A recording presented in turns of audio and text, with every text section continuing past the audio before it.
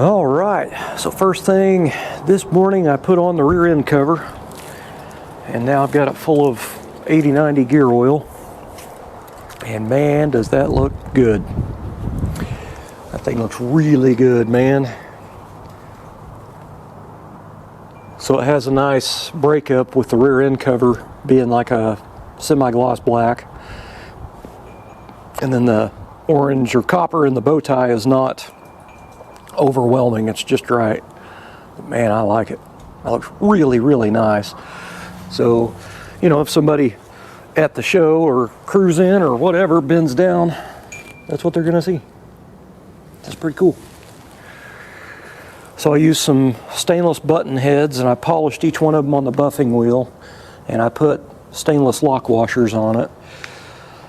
Now, if you guys do plan on putting a rear end cover like this on your car, now keep in mind this is out of a Camaro. This is not a factory 55 rear end. This is out of a 76 Camaro. These rear end covers that I like to get are Proform, and they're licensed by GM, so that's how they get away with putting the bow tie on there. But they have a couple of different styles of these, and these are technically a girdle, meaning this is a stud that has a flat pad on the end that puts pressure on the cap that holds the gear cluster in the center section. So anyway, you snug that down with an Allen wrench pretty good, and then tighten the nut to lock it in place. Now, what I learned on my rear end in my car, I got the same kind of cover. Mine has a different deal here, but make sure you put some thread sealant, just a little bit, on the drain plug and stuff, because I noticed mine was seeping a little bit, so I pulled the plug out and capped it. But it looks good, man. I like it. I really, really like it. But it's full of oil. So that part of it's done. So I got the brake line put on a while ago. And what I did was, when you tighten the line to the junction block, you know, this line, the way it's crimped, it can get bound up. So I talked about this in an earlier video. You have a shock that mounts on here and comes up at an angle, but also if you're trying to put dual exhaust on your car, it kind of runs into it, because these are usually over here or they're over here. So over here it rubs on the shock, or over here it's on the exhaust. So I loosened this back off, the brake line to this, and I rotated this until it went up in the air. So it actually has, you know, it's going to go up and down just fine, but it's going to keep it kind of in the middle instead of being favoring one side or the other. So there should be a little bit of room for exhaust there, I'm hoping. So I think the next project is going to be, I'm probably going to go ahead and make the rear brake lines that go to the rear axle to the wheel cylinders and hook to the junction block.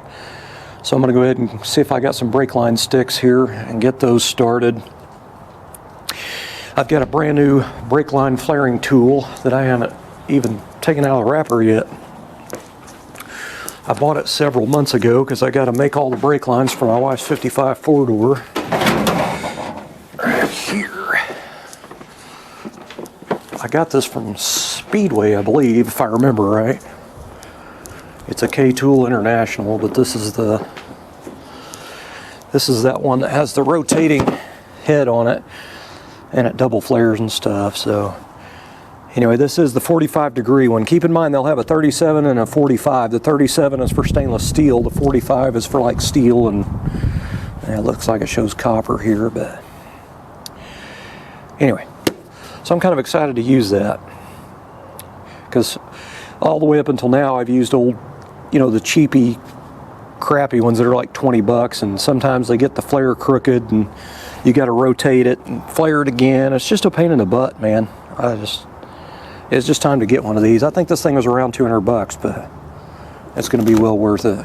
So, guess I'm going to get started on brake lines. All right, so these were in Steve's car. So this is a couple of different length ones, but these are pre-flared, you know, and got the nuts and stuff on them. Looks like he got them from Napa. The problem is that short one could be used on that side of the junction block going to that wheel cylinder, but I got to have a pretty long one to go all the way across.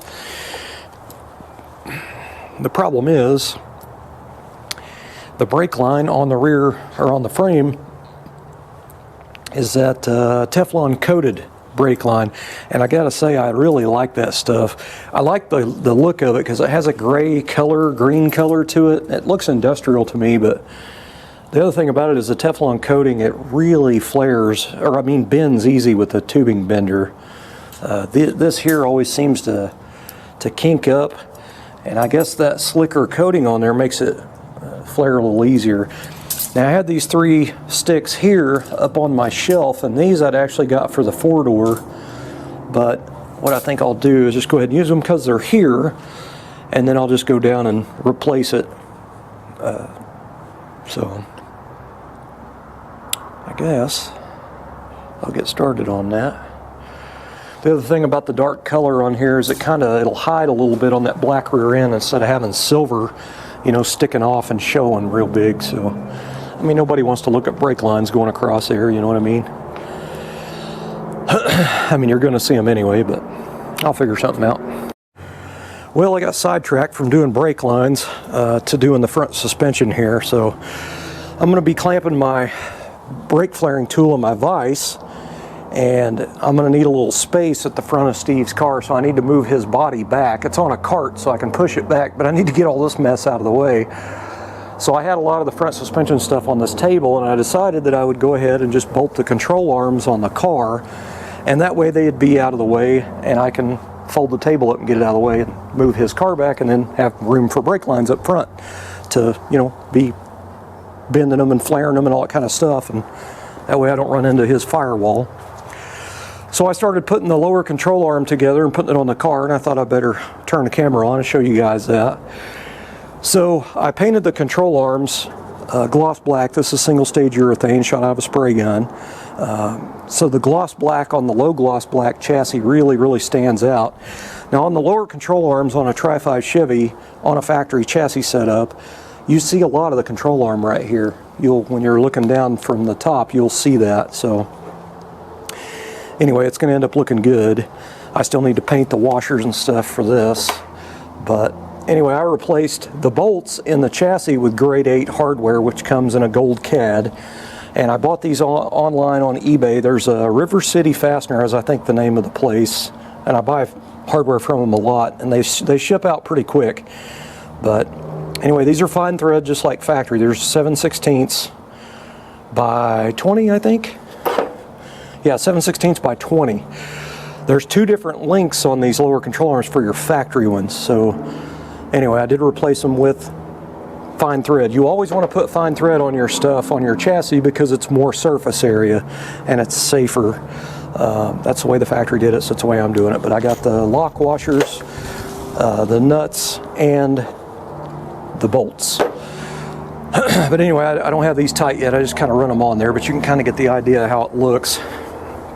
But anyway, this chassis for Steve's car, it only had suspension on one side. One whole side of that stuff was gone. The A-arm, the lower A-arm, all that stuff was gone. And anyway, 2 of the studs, if I remember right, were missing.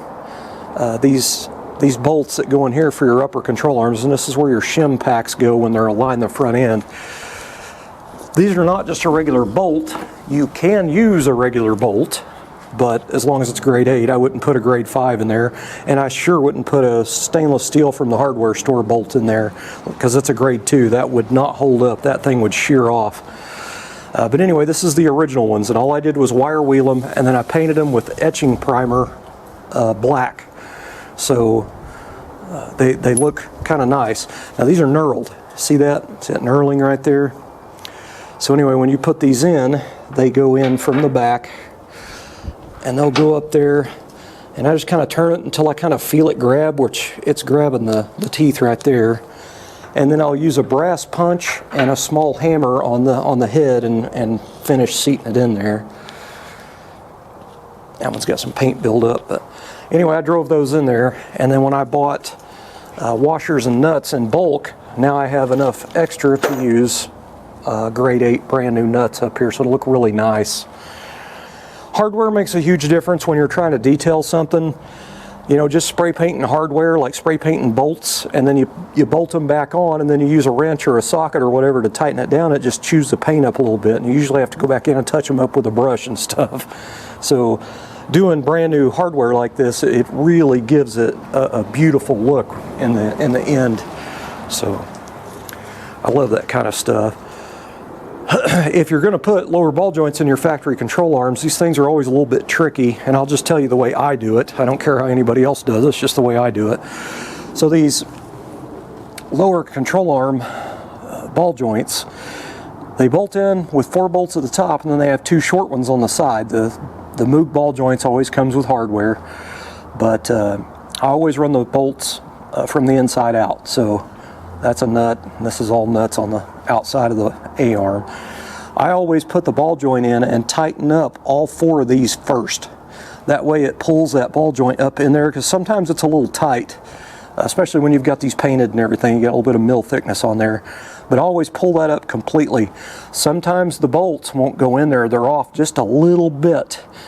So I'll take a step bit, if I can figure out what I did with my, there it is.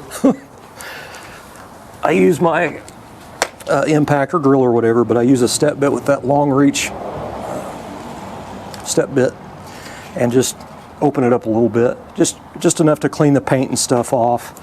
But one of them actually went in just fine. The other one I did have to run the step bit through. But anyway, so now the ball joint's all tightened up, and now I've got to do the upper A-arms now. And I started to put a ball joint on a while ago, but these holes in this control arm are small, and the bolts that Moog sends with their ball joints is 1 size bigger. So I had to step bit those up 1 size bigger. But I just thought I'd run you guys through that, just a little something something. And then I've talked about it in my videos before, and I learned the hard way.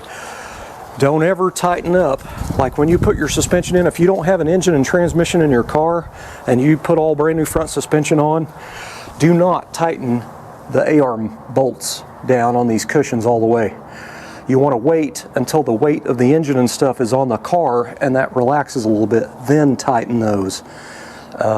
You can put some wheel bearing grease, just a little bit on the end of this, or you know, any kind of lube really. Put some lube on that bushing and then put it on the little cup washer, and you know, you can snug it down a little bit, just don't tighten it. I did my first 55 when I was in my early 20s, like 20 or 19, and I tightened those all down before I had an engine and trans in the car. And then when I finally put the engine and trans in the car, I had lowered the car. I cut a full coil out of the coil springs, so when I lowered, you know, the car come down off the jack, it ripped the rubber bushings on the control arms because all the weight just twisted those rubber bushing out, because I installed all that stuff dry. So it definitely put some grease on there, but don't tighten those until you get the engine and trans in.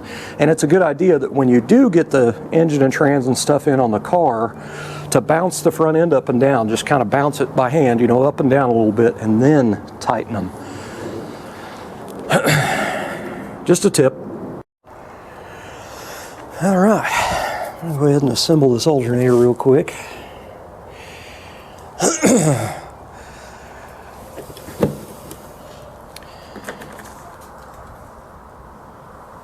little grease in that needle bearing there.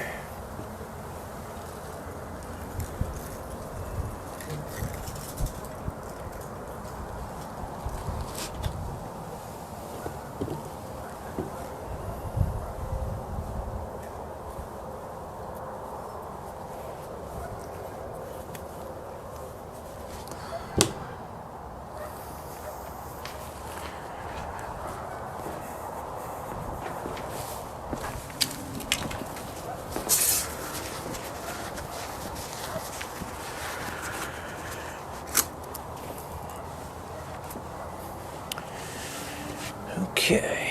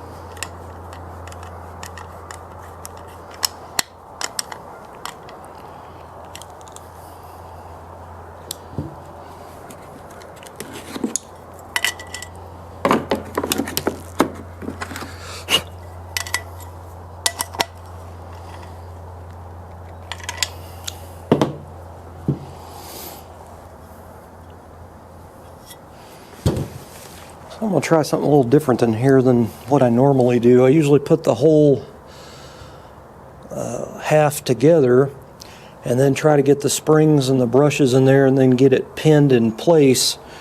I'm going to try to do this first and then put it in, which is probably how they're supposed to be done anyway. So what I'm using here is just a little drill bit, and there's a hole in this. And these are the brushes, there's 2 of them. So you put the springs in there and then you slide the brush in, and then the idea is to slide this all the way through so it holds the brushes back. That way you can drop this part in, and then from the back you pull the paper clip, or which is what I usually use, but in this case it's going to be a drill bit. Pull the drill bit and it lets the brushes hit that. So I'm going to try this out of it first. Should work just fine.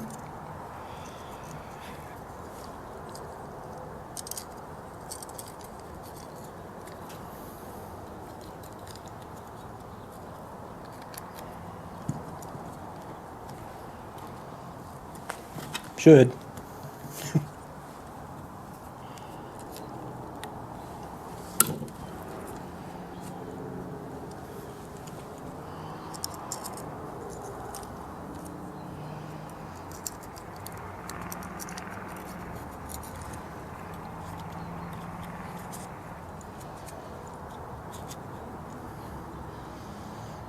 Just like that. So I got them retained in there with that.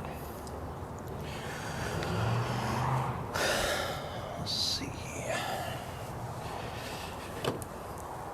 So I painted that outer ring with just black etching primer. That'll separate the copper pretty nice, I think.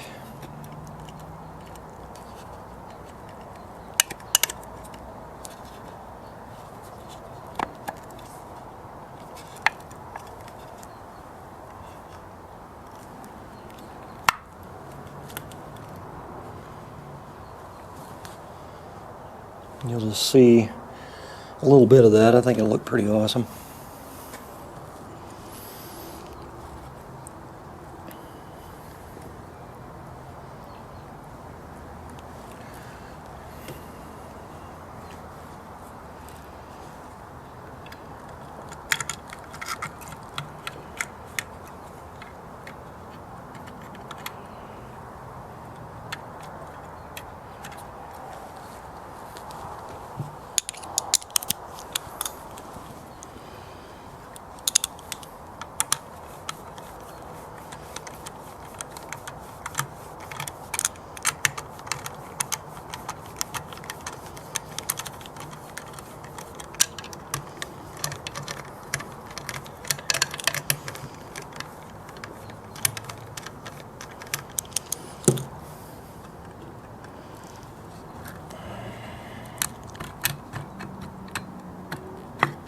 Really get to that.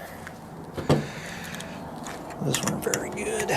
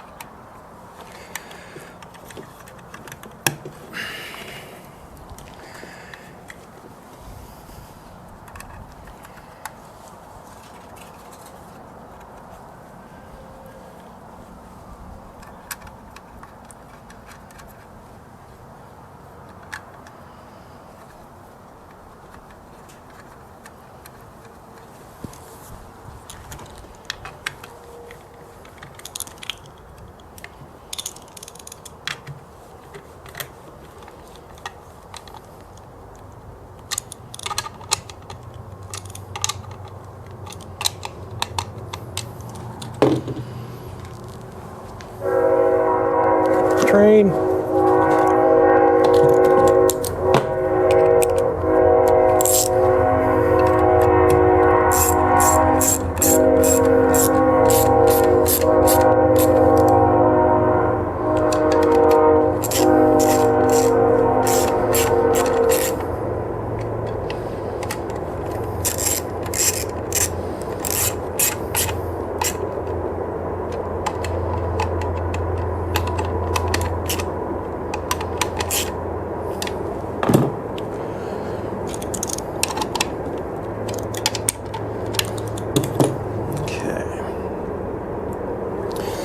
see the drill bit sticking through there.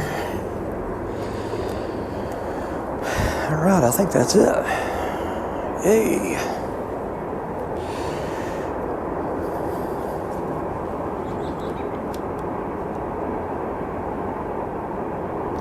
Yeah, I just realized something. There's not a condenser in here. Isn't that weird? There's usually a condenser on here. For whatever reason, this reman doesn't have it. Ain't that something?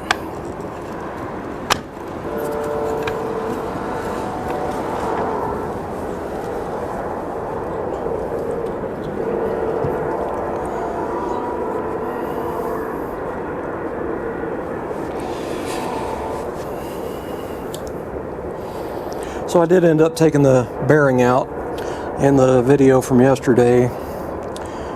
I was going to leave the bearing in there, and I just went ahead and knocked it out, and then I reinstalled it.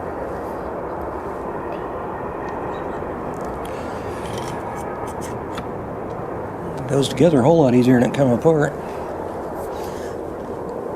So I need to make sure how this is clocked, which I think...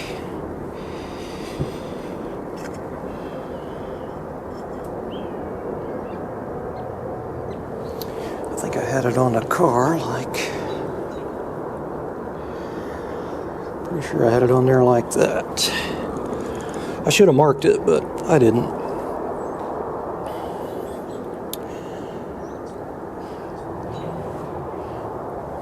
100% that goes that way.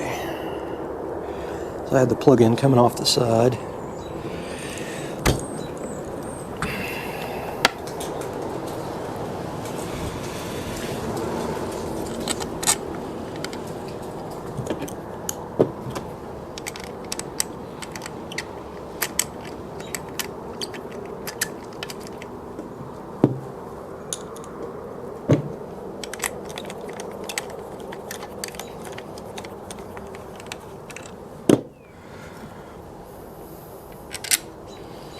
I didn't tighten that all the way, I just run it down a little bit.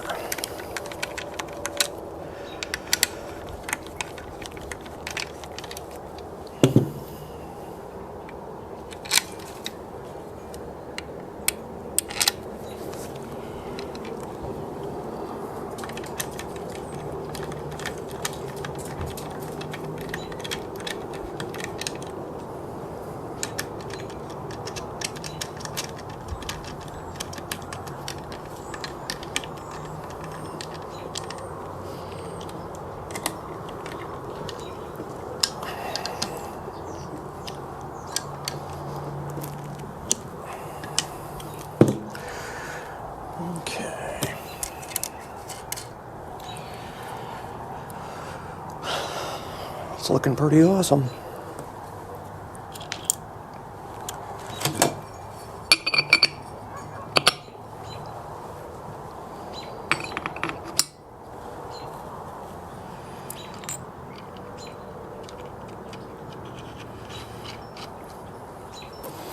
I'm going to run this down with an impact and I'll be back with you.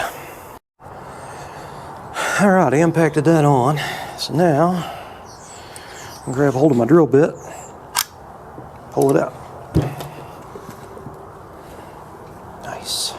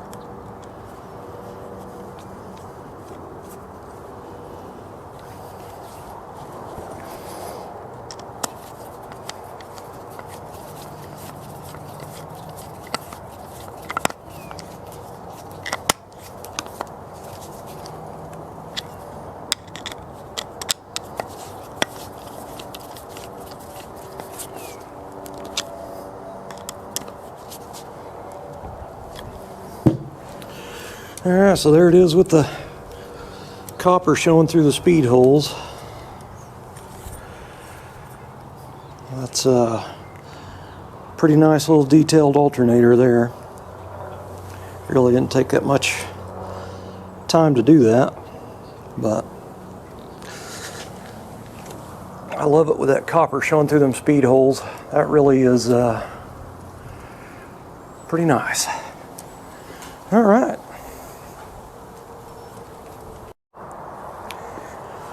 Front suspension's kind of bolted on, I guess you could say. So the ball joints are on. I just ran these down finger tight, but that's, you know, the cleaned and painted factory bolts with new nuts and washers. So anyway, Steve ordered brand new 1.5 inch lowering coils for it from Woody's. They're supposed to come in Friday, and also ordered the new rubber bump stops that go here. So that'll look really, really nice. I'm telling you, every time I bolt a piece on, it just looks amazing. But I'm happy with it, man. It looks awesome. That is I think the best look for these chassis is the high gloss black parts on a low gloss black chassis. It just gives it a lot of detail, man. Just by changing the shade of the black, that looks amazing. So I need to make the brake lines. I was going to do that, and then I ended up getting off on the front end suspension and then the alternator. And in other words, I'm not looking forward to it, so I'm kind of procrastinating, we'll say. Oh, I forgot about this. So I bought this pack of stainless steel grease fittings at Tractor Supply. It's been several weeks back, and I wanted to do stainless because they're, you know, they won't rust or anything. Well, they're straight cut. Usually Zerk fittings are tapered where they screw in, so once they start getting tight, you can orient them the way you need. These are straight cut, so these will go all the way in and bottom out, and then like these 90 degrees I wanted to face to the front, I couldn't get them to work. They were facing the rear, so I tried putting a washer under there, and it's just not enough thread. But also, I could not find a wrench that fit those. There was no standard or metric wrench that fit that, so I don't know what the heck. It's some overseas pile of crap is what it is. But anyway, when you tighten them down, they almost feel like they're going to strip when you start tightening them. So these are garbage. I'm just going to throw them in the trash. But I ended up putting the ones that came in with the moved ball joints back in there. Or in there. I was going to use stainless instead of those CAD plated steel, or zinc plated. But anyway, that is enough for today. At least that's a little bit. Thanks for watching.